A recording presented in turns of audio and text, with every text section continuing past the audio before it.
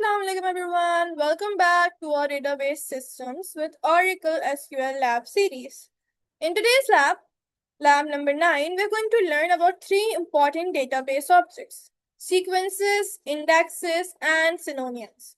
And in this lab, we will understand what in sequences, indexes, and synonyms are, and why they are used, and how to create them, use them in Oracle SQL, whatever, okay?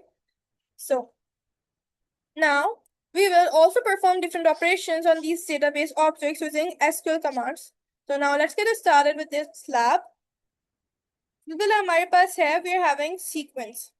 Sequence, what is sequence? Sequence is basically a object which automatically generate numbers. For example, for primary key के लिए हमारे पास sequence बहुत अच्छा होता है. हम sequence से automatically generate करवा देते हैं numbers. सही है. जैसे फॉर एग्जाम्पल मैं इसकी एक एग्जाम्पल लेती हूँ. ये हमारे पास इसका है सिंटेक्स. क्रिएट लिखते हैं, सीक्वेंस लिखते हैं, सीक्वेंस का नाम whatever we want, we give it for example s. Increment by n, start with n. Increment by n means कि इंक्रीमेंट बाय किसी भी नंबर से इंक्रीमेंट हो. जैसे फॉर एग्जाम्पल अगर ये स्टार्ट हो रहा है 1 से और इंक्रीमेंट हो 1 से, what does it mean?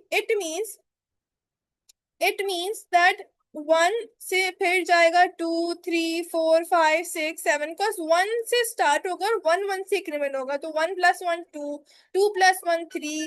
It's just like that. Okay, ये बेसिकली ऐसे चलेगा. फिर हमारे पास क्या है, यही जो एग्जाम्पल दिया ये सही से एक क्यूरी बनी हुई है यहाँ पे. इसी क्यूरी को हम अपने एसक्यूएल फिडल पे चलाते हैं. वेल, एसक्यूएल फिडल अगर आप लोग नए हैं, फर्स्ट टाइम ये वाली लैब देख रहे हैं, आई मीन टू सीक्वेंस वगैरह क्लियर नहीं है, ये देख रहे हैं, so I have to tell you that इसके जो हमारे पास टेबल्स हैं, टेबल्स लैब नंबर प्लेलिस्ट में जाके लैब नंबर 1 पे जाएंगे, उसके डिस्क्रिप्शन में टेबल्स आप लोग को मिल जाएंगे, वहां से डायरेक्ट चला लीजिएगा. सही है. और एसक्यूएल फिडल एक हमारे पास वेब बेस्ड है जो इस पे हम काम कर रहे हैं, तो एसक्यूएल फिडल आप डायरेक्ट सर्च करके इससे काम कर सकते हैं. खैर, ये मैंने बताया. अब इसे एग्जीक्यूट करती हूँ तो इससे क्रिएट हो जाएगा क्या? सीक्वेंस. क्रिएट तो हो जाएगा मगर ये दिखेगा नहीं ऑफ कोर्स. इसको देखने के लिए हम सिलेक्ट क्यूरी देखते हैं. सिलेक्ट क्यूरी से दिख रहा है क्या? ये select star mean select all from. अब इसका जो ये नाम है, हम ये नाम कॉपी पेस्ट कर देंगे और फिर देखते हैं. अच्छा हाँ, एक और बात, हम ये क्रिएट तो कर रहे हैं, ये बता रहे हैं कि इंक्रीमेंट हो 1 से 50 से अबव स्टार्ट हो, तो ये हम ऐसे नहीं कर सकते. माय बैड, अचानक से पता नहीं कैसे मेरे दिमाग से निकल गई. बेसिकली ये हम जब यूज कर रहे होते हैं, जब हमें ऑटोमेटिकली प्राइमरी की जनरेट करवानी होती है, we not gonna do 1 2 3 4 writing this. instead of this we are going to generate it automatically. तो इसके लिए हम क्या करते हैं, इसके लिए हम इंसर्ट वगैरह यूज करते हैं. जैसे टेबल में इंसर्ट करा रहे होते हैं ना, इसी में इंसर्ट कराते हैं बाय राइटिंग नेक्स्ट वेल और कहीं कर वेल.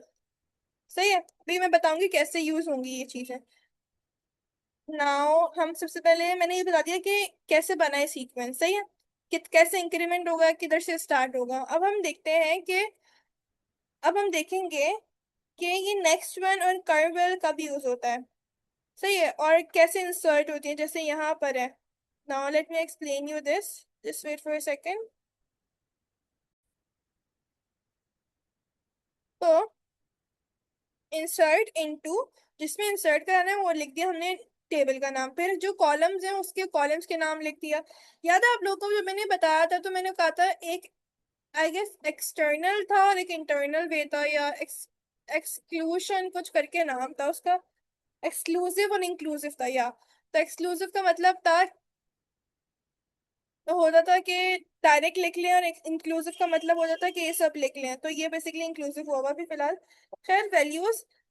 अब हम आते हैं उस पे कि हमें प्राइमरी की जनरेट करवानी है. तो हमें पहले वाली क्या चीज है, कॉलम का नाम है डिपार्टमेंट नंबर. अब इसमें हमने जनरेट करवानी है, तो हम क्या करेंगे, जिस नाम का हमने सीक्वेंस बनाया था वो नाम लिखेंगे, फिर डॉट लिख के नेक्स्ट वेल लिखेंगे. क्या लिखेंगे? नेक्स्ट वेल, मतलब नेक्स्ट वैल्यू. और फिर इसके आगे जो डिपार्टमेंट नेम है हम खुद ही लिख देंगे, लोकेशन हम खुद ही लिख देंगे. इससे हमारे पास इंसर्ट हो जाएगी कि ये ऑटोमेटिकली जनरेट करके लिख दे. अगर यहाँ हम for example increment by one लिखने के बजाय 3 या 4 कर दें तो उतने उतने इंक्रीमेंट्स होंगे। जैसे फॉर एग्जांपल अभी हम इसको करते हैं, इसको करके दिखाती हूँ मैं यहाँ पे।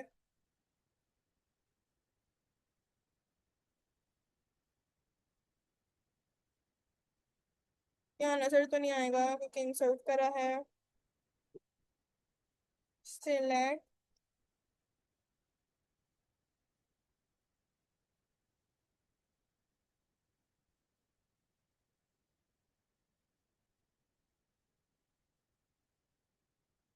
अच्छा एक मसला है, ये वाले कॉमास यूज नहीं होते,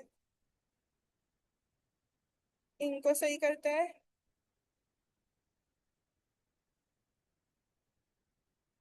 और इसको, इसके नीचे कुछ आ रहा है, आ गया। Department number, department name, location, सही है। ये ऑलरेडी बना हुआ है। खैर, अब हम क्या करेंगे, अब हमें फॉर एग्जाम्पल देखना है ये जो है, सही है, इसको देखने के लिए जो हमने इंसर्ट करा है क्या करेंगे, सिलेक्ट करेंगे, ये सब लिखेंगे, कर कर कर मतलब current value from dual. Dual क्यों लिख रहे हैं क्योंकि डमी टेबल को डुअल कहते हैं।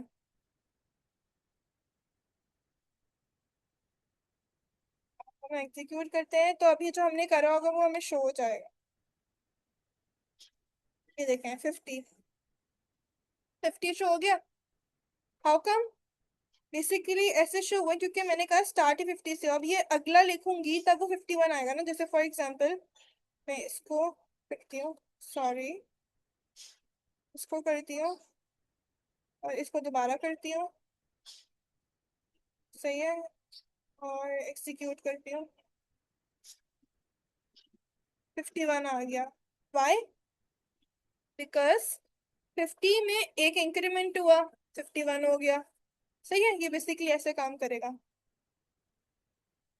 खैर है, फिर हम आते हैं नेक्स्ट रूल का, मैंने बता दिया। अच्छा, सीक्वेंस ड्रॉप कैसे करते हैं, ड्रॉप लिखेंगे, सीक्वेंस लिखेंगे, सीक्वेंस का नाम जैसे व्यू ड्रॉप कर, जैसे टेबल ड्रॉप करते हैं वैसे ही सीक्वेंस ड्रॉप कर देंगे, सही है। अब हम आते हैं सेकंड चीज पे जो हमारे पास इंडेक्सेस होती है। इंडेक्सेस बेसिकली क्या करते हैं, ये स्पीड अप करते हैं डेटा रिट्राइवल, सही है। डेटा रिट्राइवल को स्पीड अप करते हैं और कुछ नहीं करते इंडेक्सेस, सही है। इंडेक्सेस कैसे काम कैसे यूज होते हैं, अच्छा डेटा रिट्राइवल का मतलब होता है सर्चिंग में हेल्प करते हैं। अब बताती हूँ मैं कि इसका कौन कौन सी टाइप्स होती हैं, कैसे यूज होते हैं, कैसे क्रिएट होते हैं। कोर्स मेरे पे दो तरीके के होते हैं बिट मैप इंडेक्सेस और एक होते हैं B tree indexes. A bitmap index does not repeatedly store the index column values. Each value is treated as a key. इन दोनों में डिफरेंस जो है ये आप लोग का वो के खुद ही आप लोग पढ़ें और डिफरेंस समझें, सही है। मैं इनकी क्यूरीज में डिफरेंस बता दूंगी आप लोग को जब क्यूरीज आएंगी। फिर बेसिकली इनका डिफरेंस जो होता है ना वो इसके नाम में ही आ जाता है। लाइक क्यूरी में जैसे देखें, ये देखें, ये क्रिएट इंडेक्स, एम्प्लॉय इंडेक्स का नाम आ गया, ऑन किस कॉलम पे करना है, किस टेबल के कॉलम पे, ऐसे आ जाएगा। और ये दूसरे वाला जो है उसका सिंटेक्स डिफरेंट है, मतलब ऐसे डिफरेंस आ रहा है इनके सिंटेक्सेस, सही है। अब क्रिएट कैसे करते हैं, इंडेक्स क्रिएट लिखते हैं, इंडेक्स का नाम लिखते हैं, इंडेक्स लिखते हैं, फिर इंडेक्स का जिस नाम से इंडेक्स बनाना है वो इंडेक्स का नाम आ जाएगा। फिर ऑन लिखेंगे, फिर टेबल का नाम लिखेंगे जिस टेबल पे वो इंडेक्स लगाना है, उसके बाद उस कॉलम का नाम लिखेंगे जिस टेबल के कॉलम पे वो इंडेक्स लगाना है। जैसे फॉर एग्जाम्पल अगर मुझे एक इंडेक्स लगाना है डिपार्टमेंट के टेबल के डिपार्टमेंट नंबर पे, सही है, तो मैं कैसे लिखूंगी, मैं लिखूंगी क्रिएट इंडेक्स, आई एन, नाम मैंने ऐसे ही रख दिया, सही है, ऑन। अब डिपार्टमेंट का टेबल है और डिपार्टमेंट नंबर पे मैंने इंडेक्स लगाना है, सही है। तो मैंने जस्ट ये लिखी, हमारी क्यूरी हो गई इंडेक्स की। अब एक और तरीके से इंडेक्स बन रहे हैं यहाँ पे, क्रिएट इंडेक्स, इंडेक्स का नाम, ऑन एम्प्लॉय, मतलब एम्प्लॉय के टेबल पर जिसमें हम इंडेक्स बेसिकली इस कॉलम पे लगा रहे हैं जिसके कॉलम में सब स्ट्रिंग का दे दिया है जॉब 1 से 5 तक आए, मतलब जॉब का 1 से 5 तक का लेटर आए। जैसे हम इसी को मैं आप लोगों को चला कर दिखाती हूँ।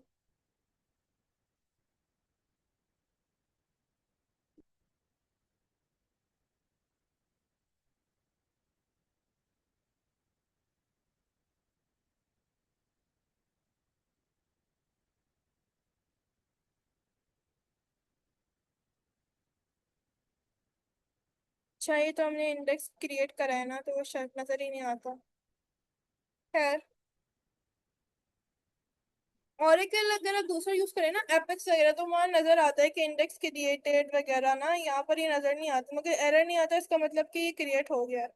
खैर, हमने ये ऐसे करा, इस तरह से भी क्रिएट हो सकता है। अब हमारे पास दूसरा इंडेक्स, हमने दो पढ़े थे, एक था बिटमैप और एक था बी ट्री। बी ट्री हमने देख लिया, बिटमैप देखते हैं।